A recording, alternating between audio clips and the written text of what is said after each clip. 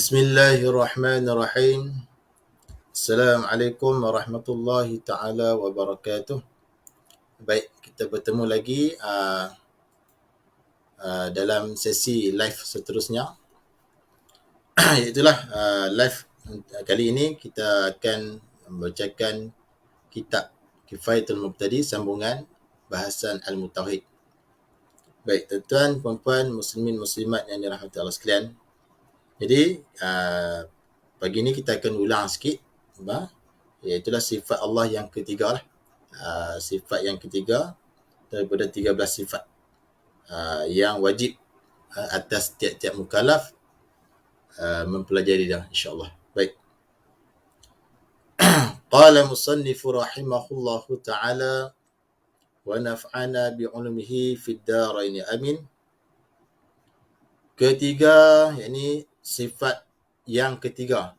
Sifat Allah yang ketiga daripada 13 sifat yang wajib atas tiap-tiap mukallaf mengaji dan wajib percaya serta i'tiqad dalam hati. Baik, jadi yang ketiga di sini dipanggil ketiga tertib pada sebutan sahaja. Kerana sifat Tuhan tidak ada terdahulu dan tidak ada kemudian. Jadi ulama buat susunan di sini ketiga tu supaya mudah untuk kita mengaji. Jadi sifat Allah ni dia sama-sama qadim. Tidak ada terdahulu, tidak ada yang kemudian. Jadi ketiga di sini dipanggil tertib sebutan sahaja. Ketiga, yakni sifat Allah yang ketiga daripada 13 sifat mengikut jalanan ulama tauhid, iaitulah Imam Abu Hasan Asy'ari. Imam Hasan Asy'ari. Jalanannya adalah 13 sifat yang wajib.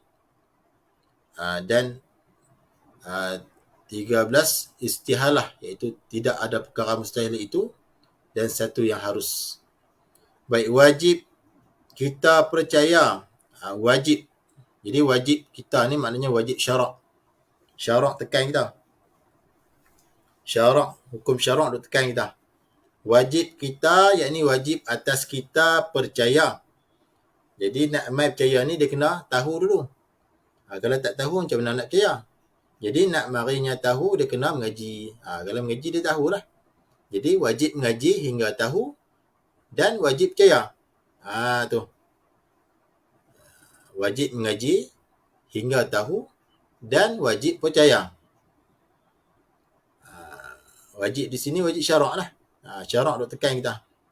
Maknanya kalau tak mengaji dosa. Wajib kita percaya dan i'tiqad. I'tiqad ni berpegang teguh. Simpul dalam hati, tambat dalam hati. Bahawasanya tetap dan sabit, yakni wajib mesti bagi Allah Ta'ala. Wajib di sini dipanggil wajib akal. Ma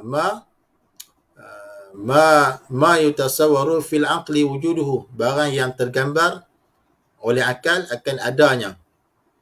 Gambar ma yutasawwaru fil aqli wujuduhu. Barang yang terupa pada akal oleh ada dia. Itu wajib pada akal. Jadi Allah ni wajib. Bagi Allah ni wajib. Apa wajib apa? Bersifat. Wajib bagi Allah Ta'ala tu bersifat dengan baqa'un. Baqa' ni bahasa Arab. Ertinya ataupun translate-nya adalah kekal. Kekal. Ertinya macam mana? Maksud dia macam mana? Yang kata Allah Ta'ala bersifat dengan kekal tu, iaitu tidak ada kesudahan. Tidak ada kesudahan bagi adanya Allah tu. Pada sedia kala lagi. Maknanya, pada sedia kala lagi, ini pada azali lagi, Allah Ta'ala tidak ada kesudahan bagi ada dia. Ada zat Allah Ta'ala tu tidak ada kesudahan. Dan pada sentiasa. Sentiasa tu pada sedia kala. Baik. Maknanya ada Allah Ta'ala tu dia tak serupa macam baharu. Seperti mana kita ni lah. Kita ni baharu, tak serupa.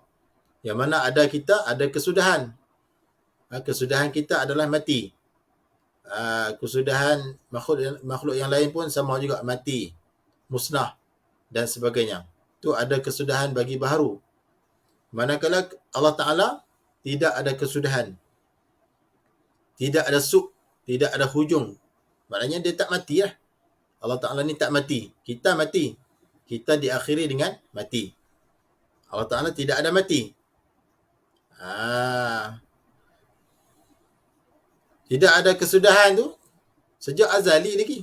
Pada sedia kala lagi tu. Di azali lagi tu. Bukan kita baru lagi. Sedia kala lagi. Allah Ta'ala tu tak ada kesudahan. Bagi ada dah. Dan pada sentiasa. Sentiasa tu samalah. Sedia kala lah maksudnya. Atau muradif nama dia. Dan wajib kita percaya. Wajib kita belajar, ngaji hingga percaya. Jadi wajib syarak juga ni. Dan i'tiqad. Dan tambak dalam hati. Pegang teguh dalam hati. Simpul, kuat-kuat dalam hati. Tidak sama sekali. Bahasa kampung ni tak ada sungguh. Tak ada langsung. Tak ada sungguh. Tidak sama sekali, iaitu mustahil. Di atas Allah Ta'ala itu bersifat dengan lawannya. Bersifat dengan lawannya. Lawan bagi baqa' tadi tu. Kekal tadi tu. Apa dia? Binasa. Ertinya binasa tu hilang adanya. Maksudnya ada Allah Ta'ala tu hilang. Hilang. Jadi Allah Ta'ala tidak sama sekali bersifat dengan hilang. Tidak sama sekali bersifat dengan binasa. Kerana binasa itu adalah perkara mustahil. Yang tidak layak bagi zat Allah Ta'ala yang sempurna. Zat Allah Ta'ala yang qadim. Tidak layak. Baik, jadi di sini kita kena pegang. Yang pertama, Allah Ta'ala bersifat dengan baqa'. Itu adalah simpulan iman kita. Simpulan akidah kita yang mesti ditambah dalam hati. Allah Ta'ala wajib bersifat dengan baqa'. Itulah kekal. Itulah tidak ada kesudahan bagi zat Allah Ta'ala itu. Pada sedia kala lagi. Sejak azali lagi. Itu yang pertama kena pegang dalam hati. Yang kedua, kena tambah dalam hati. Bahawasanya Allah Ta'ala tidak bersifat dengan binasa. Allah Ta'ala tak binasa. Zat Allah Ta'ala tu tak binasa. Tidak ada binasa. Iaitu tidak hilang zat dia tu. Jadi dua tu kena pegang. Dan satu lagi, kena ada dalil. Satu lagi, kita kena ada dalil. Sebab orang yang tidak ada dalil ini, dipanggil muqallid. Orang yang ikut orang. Setengah ulama kata iman dia masih tidak sah. Setengah ulama kata iman orang yang ikut orang ni tidak sah. Sebab dia ikut orang.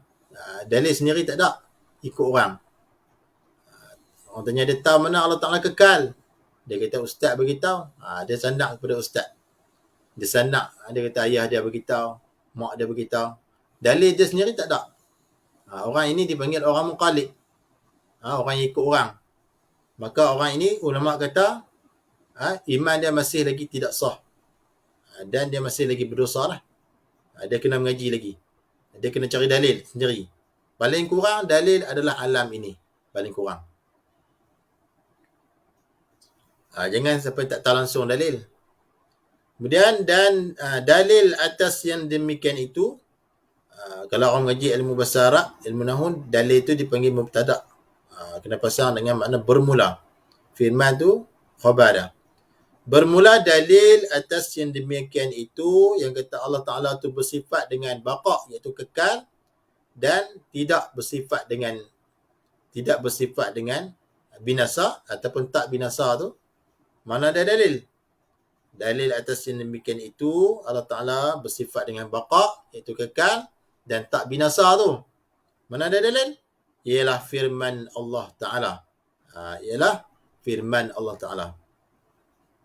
Jadi, ayat Quran ni ataupun firman Allah Ta'ala ni dipanggil dalil naqli qat'i. Dalil yang bangsa naqal, bangsa pindah, yang ambil daripada ayat Quran. Qat'i yang putus, yang kuat. Nisbah dalil dia, kuat. Maknanya dalil yang paling kuat adalah dalil daripada ayat Quran. Mana dah? Firman Allah Ta'ala, wa yabqa wajhu rabbika dzul jalali wal ikram. Ertinya, erti ni maknanya translate. Sebab kebanyakan hari ni yang faham maksud, yang banyak yang kata maksud. Dia maksud ni tujuan lah, tujuan ayat Quran tu diturunkan. Tujuan dia, maksud dia apa? Makna dengan maksud sama. Tapi kalau erti ni translate, terjemahan daripada Arab ke bahasa kita. Baik, jadi di sini ertinya. Nak translate lah. Yang kata, wa yabqa wajhu rabbika dzul jalal wal ikram tu apa dia? Ertinya, kekal zat Tuhan engkau. Kekal zat Tuhan engkau yang mempunyai kebesaran dan kemuliaan. Kebesaran ni sebab pangkat dia. Bukan besar zat dia, tak. Kalau besar kecil, besar zat dia serupa dengan makhluk lah. Sebab Allah Ta'ala tidak berjirim.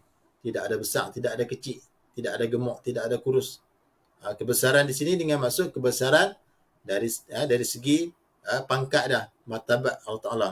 Pangkat Allah Ta'ala tu besar. Dan kemuliaannya, kemuliaan pangkat dia. Kemuliaan Allah Ta'ala tu. Jadi kekal zat Allah Ta'ala tu tidak dengan maksud tidak ada kesudahan. Mestinya tidak hilang. Zat Allah Ta'ala tak hilang. Zat kita hilang. Iaitu dengan mati. Tetapi zat Allah Ta'ala tak hilang. Tak mati. Kekal selama-lamanya. Kekal tu bukan sejak ada makhluk tak tu. Sejak kala lagi tu. Pada azali lagi. Zat Allah Ta'ala tu kekal. Baik. Atau dalilnya. Dalil kata Allah Ta'ala tu baqa. Kekal. Zat Allah Ta'ala tu kekal. Dan tak binasa tu. Mana ada dalil dia lagi? Baharu alam ini. Baharu alam ini. Alam ini baharu menunjukkan kata Allah Ta'ala tu kekal. Kalau Allah Ta'ala mati, macam mana nak jadinya alam ini? Macam mana nak timbul alam ini? Sedangkan Allah Ta'ala pun mati kan? Baik. Jadi nak jadinya alam ini, Allah Ta'ala tu kena kekal. Kekal selama-lamanya. Barulah dia tu dikatakan Tuhan. Kalau mati, ada kesudahan, maka tak dipanggil Tuhan. Dalil dia alam ni lah. Alam ni menunjukkan kata Allah Ta'ala tu kekal. Bersifat dengan baqa dan tak binasa. Baik, jadi paling kurang kita kena tahu dalil baharu alam inilah. Alam ini tu ada kan, menunjukkan Allah Ta'ala tu kekal. Bukti kata Allah tu kekal. Tidak ada kesudahan bagi adanya zat Allah Ta'ala tu.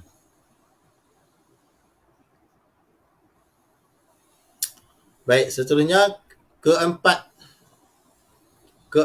yakni keempat daripada 13 sifat yang wajib atas tiap-tiap mukallaf mempelajari, mengetahui dan wajib percaya dan i'tiqad. Baik, yang keempat daripada 13 sifat yang wajib tiap-tiap mukallaf mengetahuinya, mempelajarinya, wajib kita percaya. Wajib di sini dengan makna fardhu ain. Wajib kita yakni tiap-tiap mukallaf tu lah. Wajib di sini wajib syarak. Hukum syarak tekan kita suruh percaya. Nak percaya pula dia kena tahu. Nak datang tahu dia kena mengaji. Jadi wajib mengaji lah. Wajib mengaji hingga tahu dan wajib percaya dan i'tiqad. Wajib kita yakni tiap-tiap mukallaf percaya. Ini beriman lah. Bahasa Arab panggil beriman. Bahasa kita panggil percaya. Dan i'tiqad. Lepas percaya tu kena i'tiqad pula. I'tiqad ni maknanya pegang teguh dalam hati. Tambat. Simpul dalam hati kuat-kuat. Tetap dan sabit. Ini mesti, pasti. Wajib bagi Allah Ta'ala tu. Wajib bagi Allah Ta'ala ni dengan makna wajib akal. Itu tidak barang yang tergambar, terupa di dalam akal oleh adanya. Apa dia? Wajib bagi Allah Ta'ala bersifat dengan mukhalafatuhu ta'ala lil hawadith. Mukhalafatuhu ta'ala lil hawadith. Jadi Allah Ta'ala ni wajib, bagi Allah Ta'ala ni bersifat dengan mukhalafatuhu ta'ala lil hawadith. Ertinya, yang ni dipanggil terjemahan. Erti ni maknanya translate, terjemahan. Apakah erti mukhalafatuhu lil ta'ala, mukhalafatuhu ta'ala lil hawadith tu apa dia erti dia? Terjemahan dia apa dia? Itulah bersalahan Allah Ta'ala bagi segala yang baru. Bersalahan ni yakni tidak sama Allah Ta'ala tu dengan baru. Tidak sama. Kalau sama, barulah dia.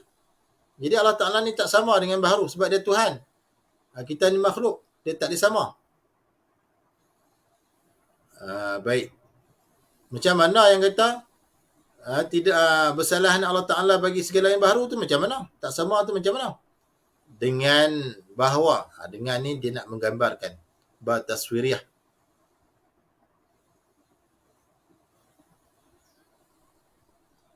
Dengan bahawa zatnya Allah bukan jirim. Tu yang kita tak sama dengan baharu tu. Dengan bahawa zatnya Allah bukanlah jirim, bukan jirim. Jirim ni apa dia? Jirim ni sesuatu diri makhluk. Benda yang mengambil ruang sekadar zat dia. Tu jirim. Makhluk jirim. Baharu ni berjirim.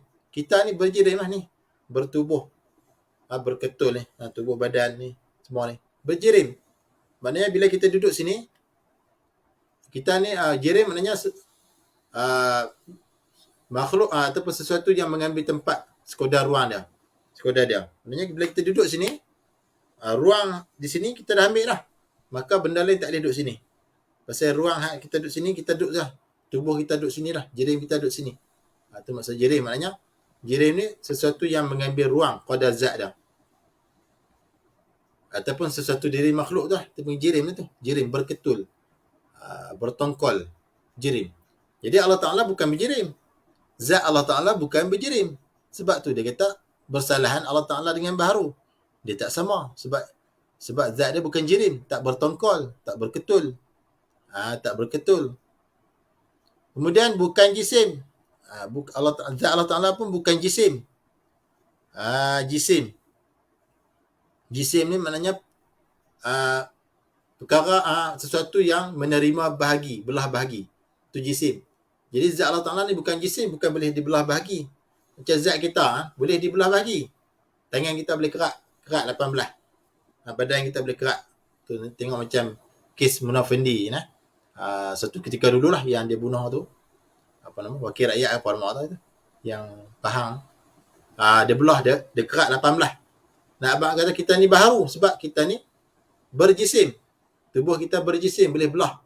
Belah 18, belah 19, belah 10, boleh belah. Zat Allah Ta'ala bukan macam tu. Yang pertama dia tak berjirim, tak bertongkol, tak berketul. Dan yang kedua, zat dia tak berjisim, tak boleh kerak. Tak boleh kerak di belah bahagi, tak boleh. Kita berjisim. Ni jisim lah ni, tangan ni. Tubuh kita ni berjisim, boleh kerak. Kerak 18, kerak 20. Tu. Contoh buah kan, buah tembikai tu. Jisim lah tu. Buah berjisim, berjirim, boleh kerak, boleh belah. Belah. Tu. Allah Ta'ala tak. Zat dia bukan jirim, tak berketul.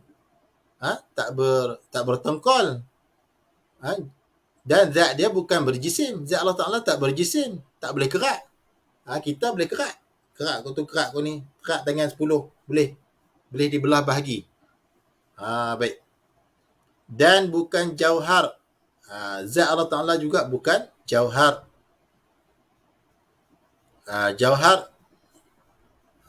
Jauhar ni sesuatu yang paling kecil. Dan dia tak terima belah bahagi. Contohnya benda yang sesuatu yang paling kecil. Itu jauhar. Zat Allah Ta'ala bukan jauhar. Maknanya jauhar firik. Jauhar lah. Jauhar ni dia ada dua lah. Jauhar lagi jisim, iaitu terima belah bahagi. Ini jahar firik. Jahar ni mana sesuatu yang paling kecil, yang tak boleh terima belah bahagi. Contoh dia habuk. Kita ambil kain tampak kita buat ni. Kita ketuk kain ni, dia keluar habuk kan, habuk yang kecil tu.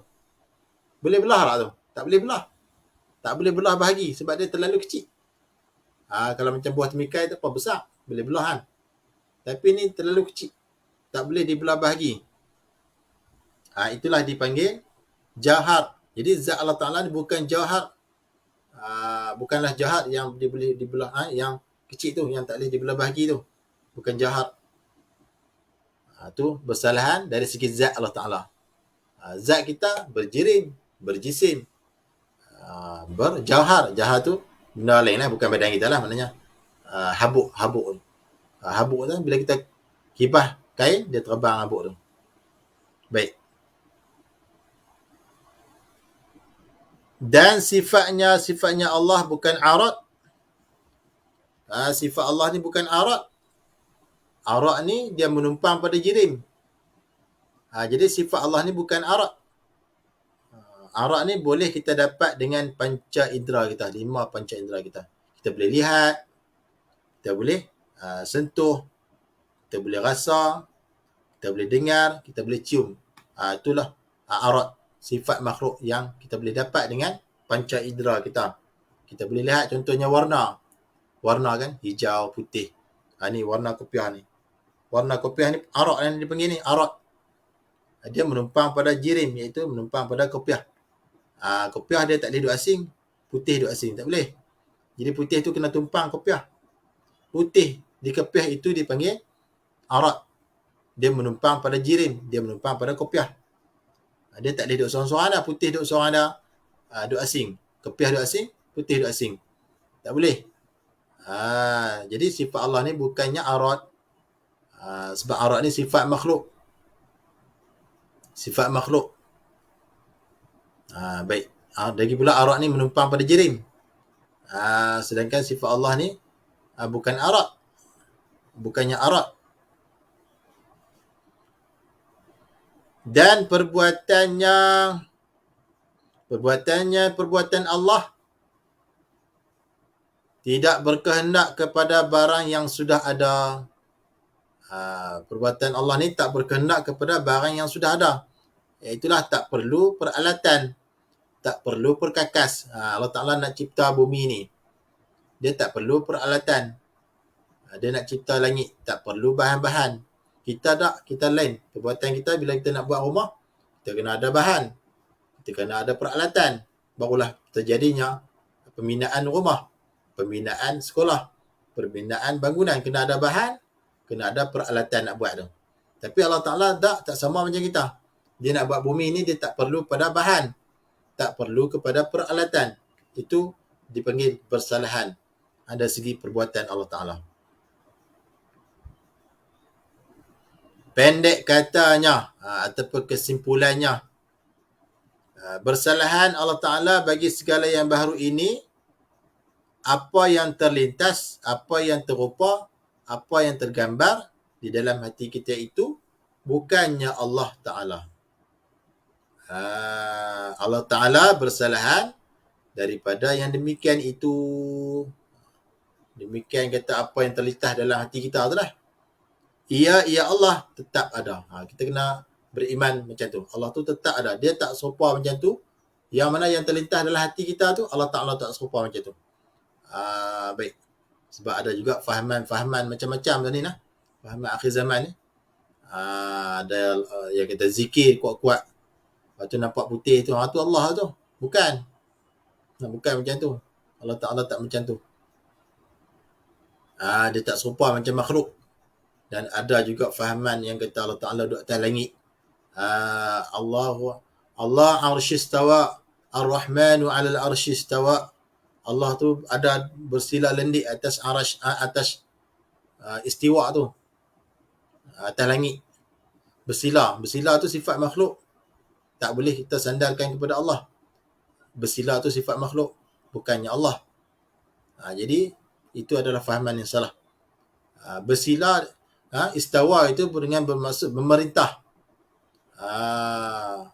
Allah Ta'ala memerintah. bukan kata duduk. Jadi itu dipanggil ayat mutasyabihat.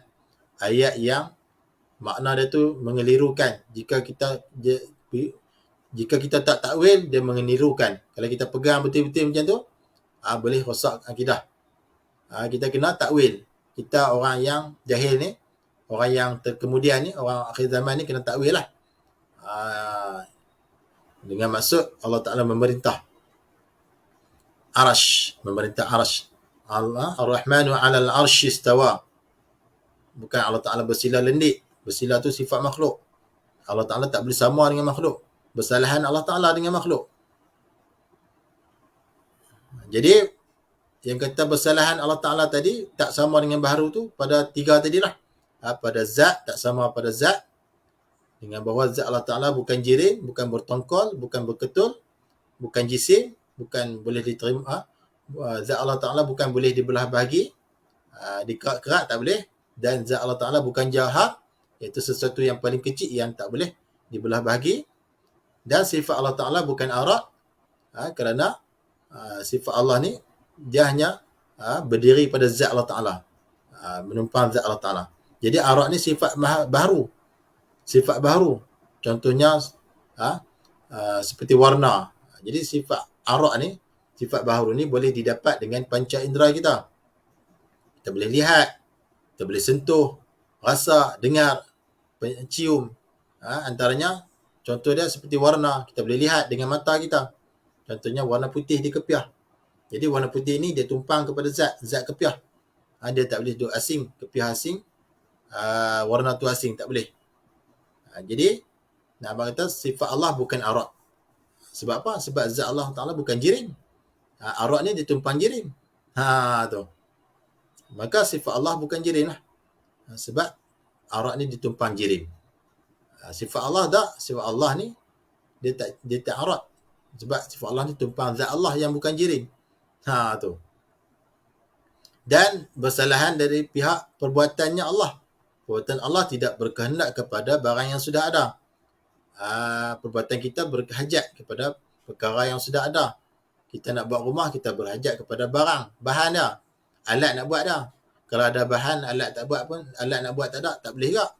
Kalau ada alat nak buat, bahan tak ada pun tak boleh juga. Kena ada. Kita berhajat kepada bahan-bahan dan peralatan. Berbeza dengan perbuatan Allah, mencipta langit dan bumi, tidak memerlukan bahan, tidak memerlukan peralatan perkakas semua. Itu berbeza dari segi perbuatan.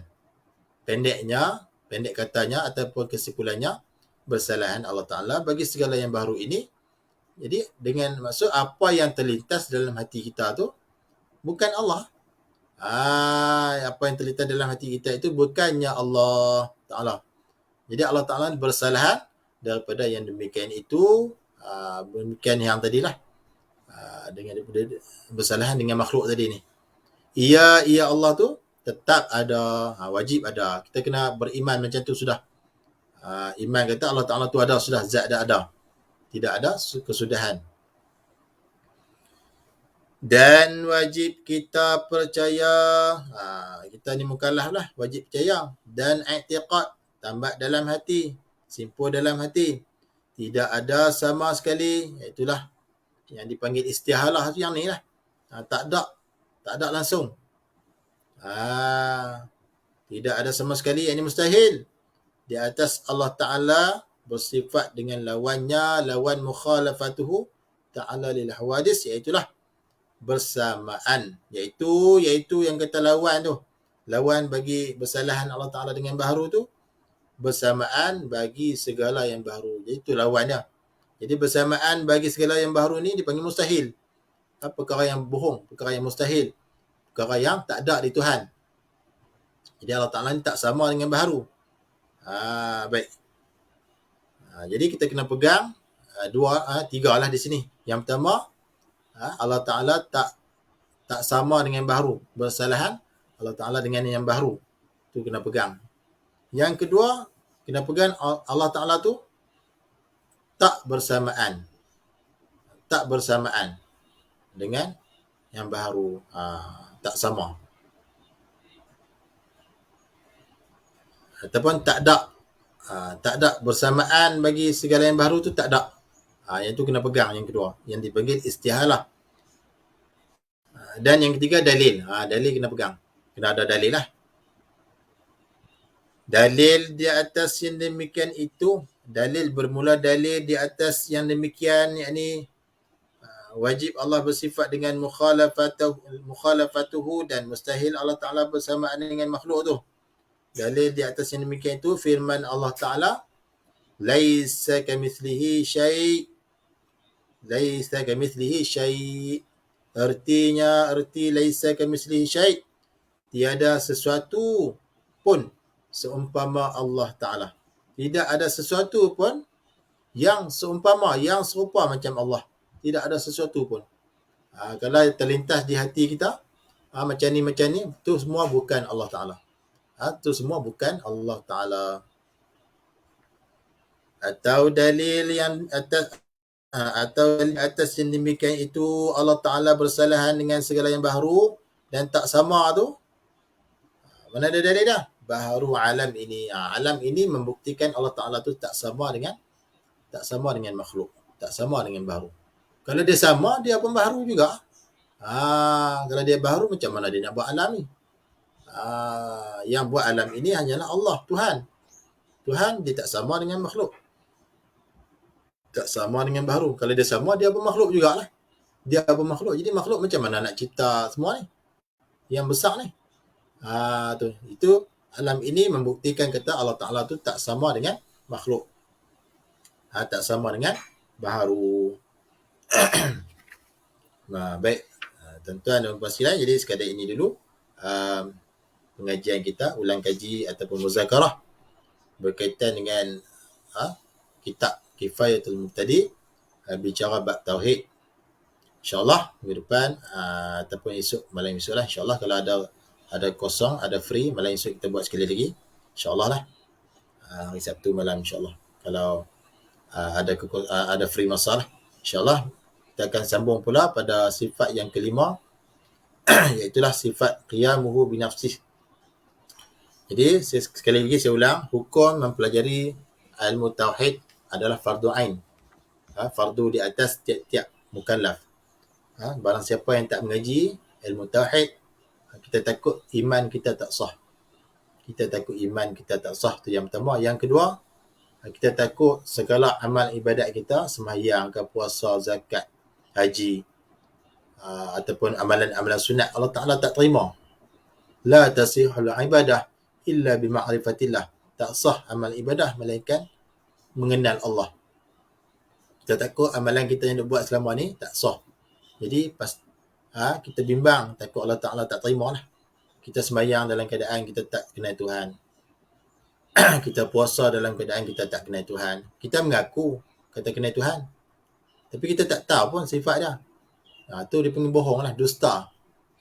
Dia tak tahu, dia tak kenal Tuhan, tapi dia kata dia kenal Tuhan. Jadi sembahyang tu sembah siapa? Untuk siapa? Kalau bukan untuk Allah. Jadi Allah tak kenal. Contoh dia, kita kerja dengan satu company. Toke kita tak kenal. Toke kita tak kenal, kita duk buat kerja. Tak kenal langsung. Jadi macam mana kita nak dapat gaji daripada toke kita, sedangkan toke pun kita tak kenal. Jadi tak patut sangatlah kita bekerja, toke tak kenal. Begitu jugalah kita duduk di bumi Allah, tapi Allah Ta'ala tak kenal. Jadi kita sembahyang untuk Allah, nak sembah Allah. Jadi Allah Ta'ala tak kenal. Jadi macam mana Allah Ta'ala nak bagi pahala kat kita? Fikir-fikir tengoklah. Baik, jadi sekali lagi saya ulang, mengaji ilmu tauhid ini adalah fardu ain. Barang siapa tak mengaji, kita bimbang setiap kelipan mata dia tu dikira dosa lah. Dosa. Wallahu alam. Jadi kena bimbang lah, kena risau lah. Jadi pekat-pekatlah mengaji sebelum ajal datang jemput. Sebelum malaikat Israel datang. Sebab dalam kubur nanti akan dipersoalkan. Malaikat Munkar Nakir akan soal, ma rabbuka, siapa Tuhan kamu? Kita Tuhan pun kita tak mengaji Tuhan ni. Macam mana kita nak jawab? Siapa Tuhan kamu? Siapa Nabi kamu? Kita ilmu tauhid pun kita tak mengaji. Siapa yang tak boleh jawab memang bahayalah. Kena katok, kena pukul, kena hentam dengan tongkat besi daripada Munkar Nakir tu. Hingga tenggelam 7 hasta dalam bumi. Dan korek pula. Dia soal. Setiap soal dia akan ada soal lah. Maknanya kita tak terlepas, tak boleh nak lari lah. Jadi, marilah sama-sama kita mengaji bab ketuhanan ni. Mengenal Allah, mengenal Rasul. Mudah-mudahan segala amalan kita diterima oleh Allah. Dan mudah-mudahan kita ni tergolong dalam golongan orang yang bahagia di alam akhirat sana, insyaAllah. Baik, jadi sekadar itu dulu, insyaAllah. Kita sambung pula pada live yang akan datang, insyaAllah. Baik, jadi yang baik itu daripada Allah Subhanahu Wa Taala, yang kurang dan yang lemah itu daripada kelemahan diri saya sendiri. Aqulu qawli hadza wa astaghfirullahal azim lakum. Wassalamualaikum warahmatullahi wabarakatuh.